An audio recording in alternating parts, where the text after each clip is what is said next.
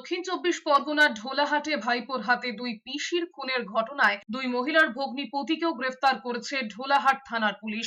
ধৃত সুব্রত প্রামাণিক ও মনিরথ আরি গুরুদাসপুরেরই বাসিন্দা। প্রাথমিক তদন্তে পুলিশের অনুমান পৈতৃক 7 বিঘা জমি দখল করতেই এই খুন। 6 বোন ও 3 ভাইয়ের মধ্যে অবিবাহিত বিপাশা ও বাসন্তী প্রামাণিক পৈতৃক বাড়িতে থেকে চাষবাস করে সংসার চালাতেন। শুক্রবার পাথর প্রতিমার গুরুদাসপুর এলাকায় ঘরের বারান্দা থেকে উদ্ধার হয় দুই বোনের মৃতদেহ। ধারালো অস্ত্র দিয়ে মাথা থেতলে কুপিয়ে খুন করা হয় দুই বোনকে। পুলিশের দাবি, সম্পত্তি হাতাতে শ্যালক পুত্র সুব্রতর সঙ্গে জোট বেঁধে দুই শালিকাকে খুনের ছক কষেছিলেন ছোট বোনের স্বামী মনিরথ। অন্যদিকে দিগম্বর গ্রাম পঞ্চায়েতের উপপ্রধান রবীন্দ্রনাথ বেরা বলেছেন, প্রকৃত সত্য উদ্ঘাটন করে দোষীদের শাস্তি দেওয়া হোক।